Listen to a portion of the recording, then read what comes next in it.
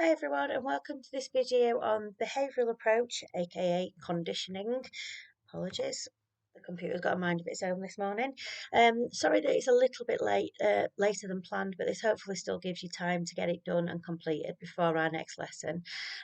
So you're going to need available to you your approaches booklet out and open on page 8 initially. You're going to need the worksheet packs that are provided to you in lesson on Tuesday afternoon, and you're going to need a highlighter or some coloured pens of sorts, because we are going to be highlighting and annotating a lot of new key terminologies.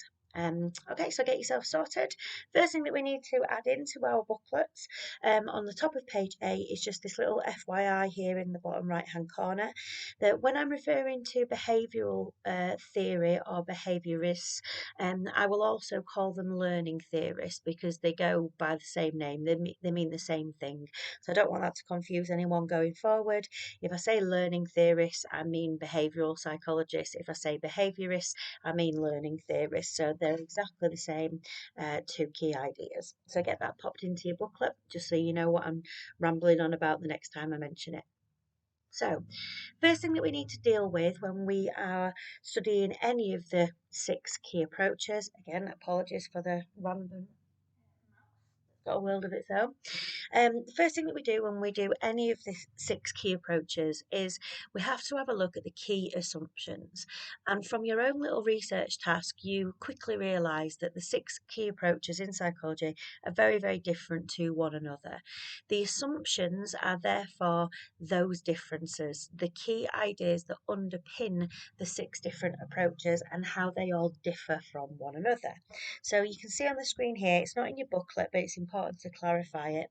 An assumption or a set of assumptions are a shared set of beliefs that underpin the entire approach, and they give us an understanding of how that group of psychologists, so behavioural psychologists, biological psychologists, how they view human behaviour, and also how they tend to conduct their research. So within the assumptions, we will typically refer to their beliefs on the causes, their beliefs on the methods that should be used to investigate behaviour, and a general underlining of concepts or techniques that are kind of featuring quite heavily in their perspective. Okay, so first task that I would like you to have a go at once we've considered this is figuring out what the key assumptions of the behaviourist approach are.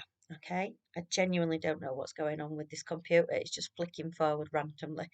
So we're going to have a look at this slide first and then hopefully try and figure out what the key assumptions are for you. So just to introduce you to one of the key founding fathers of modern behaviourism, this is John Watson, and his name might be familiar to you because of the Little Albert study which you looked at for SIL. And John Watson moved psychology on in the sense that he wanted to move away from the early studies of Wundt, which were all interested in looking at human consciousness and what people were thinking and what people were feeling. So we refer to that in psychology as the black box, okay? What's going on in the inner workings of the mind. John Watson took a very different perspective. He said that we shouldn't really be looking at human consciousness, okay? And he denied the existence at all of the human mind and consciousness. And he instead said that human behavior is entirely dictated by the learnt experiences that we have, and for that reason we should focus entirely on behavioral responses rather than figuring out what's going on inside the mind. We should be setting up situations or observing behaviors where there's been a specific input, and then we can measure the specific behavioral outputs. For example, like little Albert, the input was the loud noise and the white rat. He wasn't observed. It wasn't observed being fearful of that white rat beforehand. It was clearly the input of the white rat paired with the bang that created a change in his behavioural output. So John Watson therefore stated that in order to understand human experience, we have to be looking at observable behaviours rather than trying to figure out what's going on in the mind. And he also was quite famous in saying that humans are basically a product entirely of their environment. So everything that you are as a person sat there right now is a product of your learnt experiences. You're not a product of your genes, you're not a product of any sort of inheritance. And he famously said, you can see in yellow here, that he would take a baby infant from its crib and he could turn it into whatever he wanted it to be because environmental experiences are that powerful. So, bearing that in mind, let's now put up the pack of key assumptions that I've provided you with. And I'd like you, excuse me, to see if you can figure out which ones are the behaviourist statements. Okay, so pause this here, take a couple of minutes to read through them all and see if you can figure out which ones go with this core approach, behaviourism, based on what I've just said.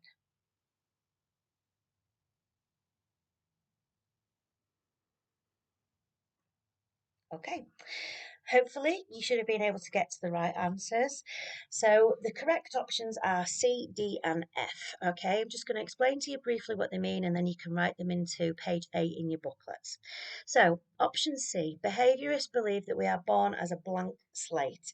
You should be using the correct term for it, that is a tabula rasa, but it basically means that we're born entirely blank and our experiences fill in the slate, they fill in the scribe as we go through life. But essentially, we're not a product of anything inherited, so we're born entirely blank. Therefore, they also believe that behaviour is entirely determined by nurture and not by anything nature based, other than eye colour, hair colour, things like that. And F, they believe much of our behaviour is learned through experiences such as association and reinforcement, which is what you're going to be learning about today, classical and operant conditioning. Excuse me. Okay, so pause this here, get this written into page 8.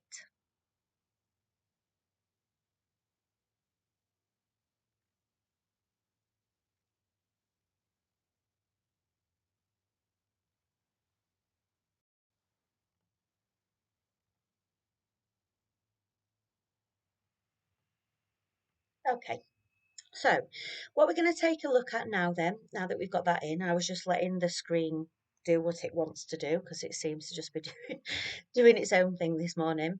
We're now going to move into our first kind of key type of learning, all right, the key experience that John Watson was interested in to begin with above all else, and this is classical conditioning. You should be a little bit familiar with it from the SIL work, but classical conditioning is learning via association.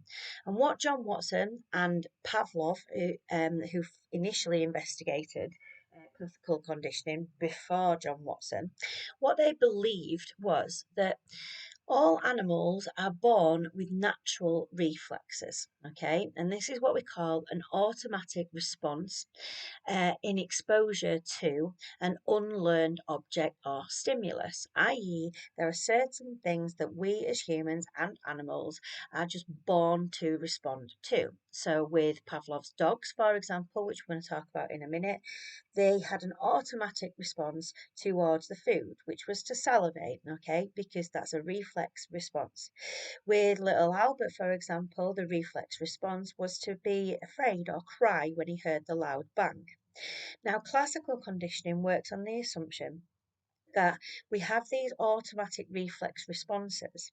But if, for example, by accident or by purposeful pairing, you bring in a second stimulus at the same time as that unconditioned or reflex stimulus is present, then you can learn a new association towards something, okay? So it is this that acts as a building block for much animal and human learning. And you will have experienced this way more than what you probably think, okay? When a random object is paired up with something else that we respond to automatically, you end up with a new learnt reaction towards that novel stimuli, okay? So let's just take a look at this short video, if I can get it to work without the computer doing random things. Let's see.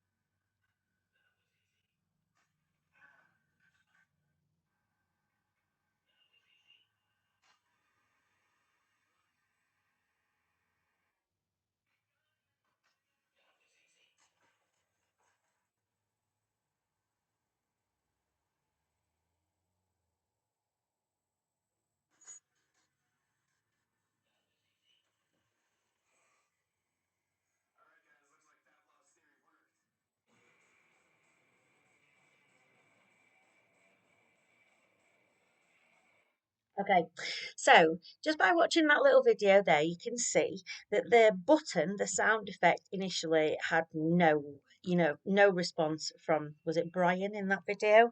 But over time, through a new learnt pairing of the BB gun being shot at him, he learnt to associate the novel stimuli, the sound effect, with the automatic response of flinching towards the BB gun.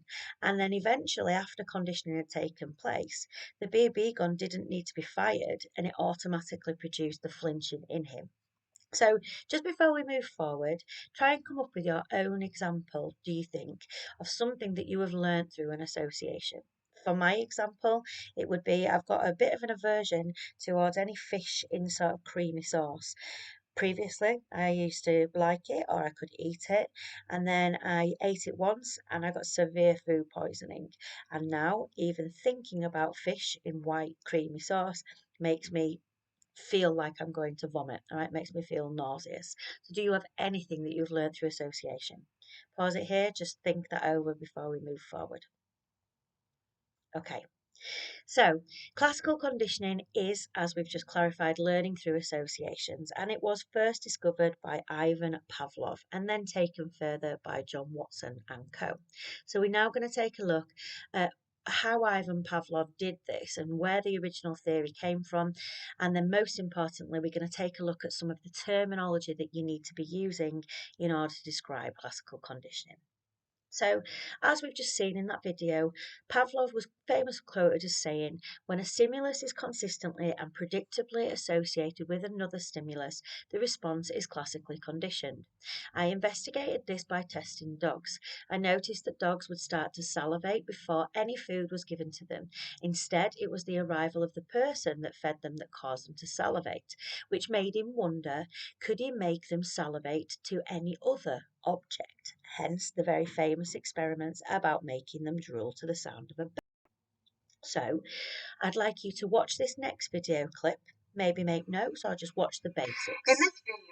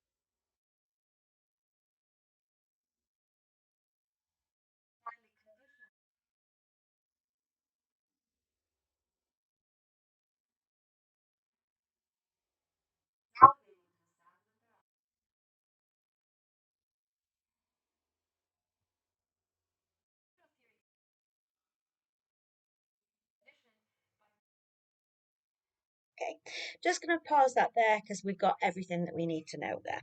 So if you can get in front of you this page of your work pack, and we're going to quickly now start going through the key terminology that you've just been learning about there in that video about Ivan Pavlov. These are all key terms that you need to get used to using in order to describe the classical conditioning process. So we're going to fill in this little glossary down the left hand side here. So NS in terms of classical conditioning stands for neutral stimulus or neutral stimuli. And a neutral stimulus is a stimulus which we have no learnt response to. So for Pavlov's dogs, that would have been the bell. It is totally neutral. They had no response to it whatsoever. NR stands for no response or sometimes neutral response. Okay, so this is the response in reaction to a neutral stimulus, i.e., nothing. An unconditioned stimulus is a stimulus which we have a reflex response to. So, for example, in the case of little Albert, the reflex response was pain and fear. And that was in response the unconditioned stimulus rather is the object that we have a reflex response to. So the reflex or the unlearnt response, the instinctive one for little Albert, was to be afraid. So the unconditioned stimulus would have been the loud noise, and the unconditioned response would have been automatic, instinctive, and he wanted to cry and escape from it. So an unconditioned stimuli is a stimulus which we have a reflex or unlearnt response to. The unconditioned response is that unlearnt or reflex response. Now, the CS, the conditioned stimulus, is what the neutral stimuli goes on to become. Now, the original neutral stimulus is going through the conditioning process, and it's repeatedly and consistently paired with an unconditioned stimuli until eventually we get that learned association. So now that neutral stimulus has stopped being neutral, and it is actually a learned stimuli, something that we have learned to react to. So a conditioned stimuli is an object that we have learned to respond to, and the CR is the new learned response. Okay, so that's our pack of terminology that we do need to be using for classical conditioning. Now, if we go into our booklet, you will see this presented to you.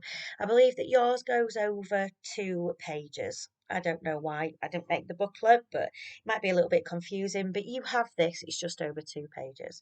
And we're going to go ahead now and fill in this diagram based on Pavlov's example, but we're going to add in the key terminology, okay? So as we've just clarified, the bell would have been the neutral stimulus, okay? So go ahead and add that in. The NS in Pavlov experiment, brackets, was the bell. So this is all, if you want to highlight it as well, before conditioning, okay? So when they're trialled initially, the bell was an NS. That therefore produces, obviously, no response. Note the dog is not salivating. But also prior to conditioning, you have to test them with the unconditioned stimulus. So there has to be something that they are responding to. So in the Pavlov example, before conditioning, the unconditioned stimulus was food, and it produced an automatic unconditioned response in the dog of salivation. Now, during conditioning, as we saw in that video, the 2 stimuli are paired together repeatedly and consistently. So the NS was prepared and presented, the bell, immediately before the food was presented. So these 2 are presented together repeatedly. Now, at that point in time, because nothing has been learnt, it's still an unconditioned response. At this point, the dog is not yet responding to the bell. They're still responding to the food because this is during conditioning. But as we saw in the video, if that happens repeatedly enough, and as we saw with Brian and the buzzer at the start, after conditioning, the previously neutral stimulus has now become conditioned. So the bell is a conditioned stimulus, and now without the food even being present, the bell alone produces a new learnt response in the dog of salivation. So hopefully you've been able to fill that in. Now, what I would like you to have a go at doing, okay, because this is the harder part of classical conditioning, is outlining that process onto your worksheet in a sentence. Okay, so take a moment now, see if you can do this for me. It only has to be a brief one, but look at that diagram and see if you can have a go at describing that in a sentence or in a paragraph. Pause this video and let's all give it a whirl. Let's give it a first go. Off you go. Pause this and then come back.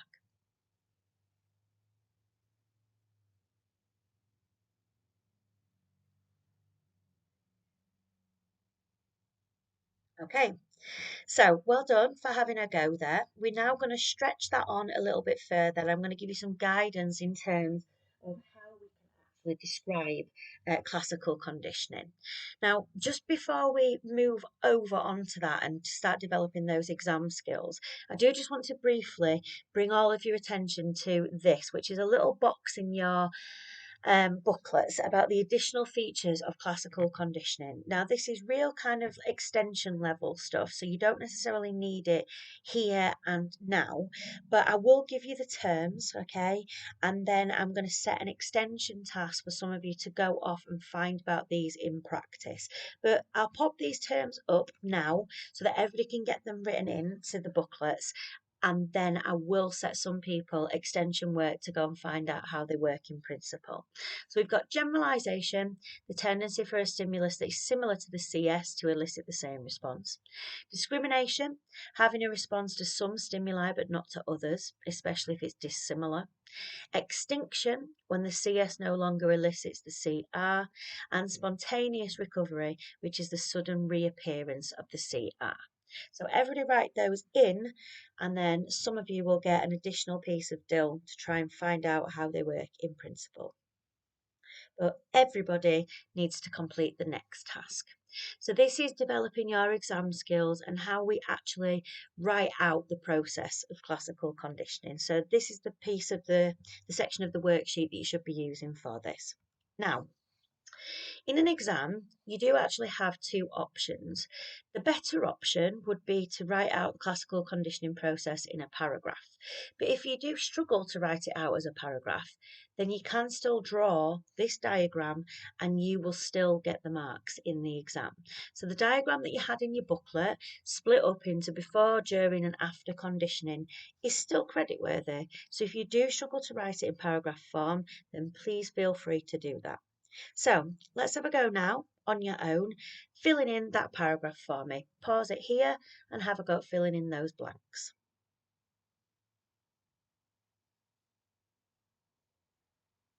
Okay, let's see if we've got the right answers then. So before conditioning takes place, there is a neutral stimulus, for example, the bell in Pavlov's research, which we have no response to, whereas the unconditioned stimulus, the food, will produce an unconditioned response of salivation. During conditioning, the neutral stimulus and the unconditioned stimuli are consistently and repeatedly paired together until eventually the bell becomes a conditioned stimulus, which produces a conditioned response without the unconditioned stimulus being present. We have learnt to associate the CS and the CR. In this case, the dogs have learnt to salivate to the sound of a bell through the process of association. So let's everybody just take a quick look now at how this is structured together, exactly what bits of terminology are included in there. And just to point out to you some important aspects that need to be included. This bit here where it says the stimuli are consistently and repeatedly paired together, that's really important to any description of conditioning, so try and get that into your own answers. And then the bit at the end, we have learnt to associate, and then you apply it by saying that the dogs have learnt to salivate to the sound of a bell through the process of association. So now you need to turn that over, you need to take that away, and you need to have a second go. Okay, this could be a format question in the exam. So without cheating, without having a sneaky peek, everybody have a go at writing that out now. Again, I've just given you the model answer. You need to see if you can reproduce it, and we'll mark these next lesson. So pause this here, take a few moments, see how you get on with that. Try to avoid cheating, try to avoid going back and having a sneaky peek. I mean, you can do it if you want to, but see if you can reproduce that model. Pause this here and come back when you're finished.